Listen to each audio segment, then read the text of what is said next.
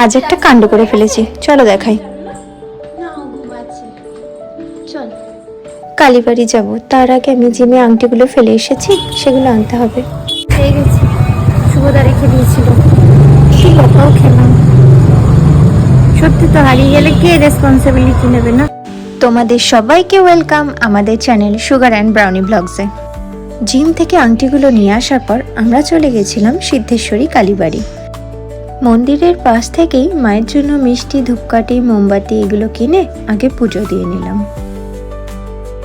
শাড়ির কানে কি বল, কি বলবি, যেটা বলবি এটা এরকম করে ধরে, মানে কিনে দিত। হ্যাঁ হ্যাঁ হ্যাঁ, এবার বল, যা বলবি সবার কাছে চলে যাবে মনে মনে। বলেছিস চলে না, বলতে হবে না, চলে শুনবো না, দেখবো।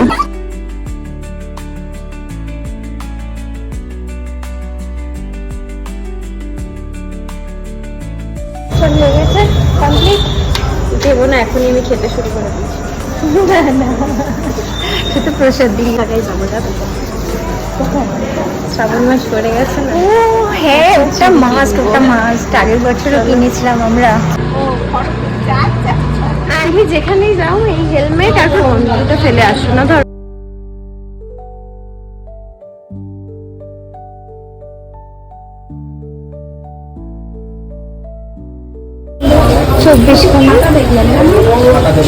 গ্রিন চুরি করে দেখবি, দেখি যদি ভালো লাগে তাহলে নিয়ে। শুধু সবুজ করবো? হ্যাঁ শুধু সবুজ কর, মেয়েরা শুধু সবুজই করে। তোমাকে তো তাই বললো। মার জন্য নিয়ে নিলাম 140, মানে এই 48টা চুরি। ওর জন্য একটা আইসক্রিম নিয়ে নিলাম, নয়তো পাগল করে দেবে বাড়ি গিয়ে। চলো।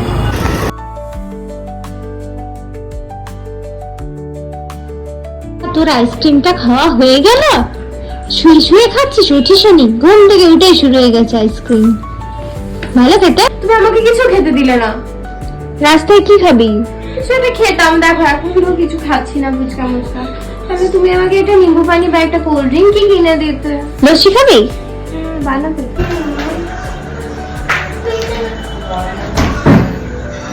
ভাগ্যিস দইটা ছিল, না হলে তো আমাকে আবার আনতে যেতে হতো, কারণ আমি অলরেডি ওকে বলে দিয়েছি যে লস্যি খাবো। ফ্রিজ থেকে দই বের করার সময় দেখলাম একটা আইসক্রিমও ছিল, কিন্তু ওটা একটু গলে গেছিল, তাই ভাবলাম লস্যি বানাবো, ওর মধ্যে দিলে কেমন হয়। জানো আমার মা খুব সুন্দর লস্যি বানায় আইসক্রিমের। তোমাদের কি আমাদের ভিডিওগুলো দেখতে ভালো লাগে? তাহলে লাইক, কমেন্ট, ফলো করে দিও। দেখেছো, আমার ভয়েস ওভারটা আমার সন্তই দিয়ে দিল। চলো ব্লগটা এখানেই শেষ করছি, টাটা।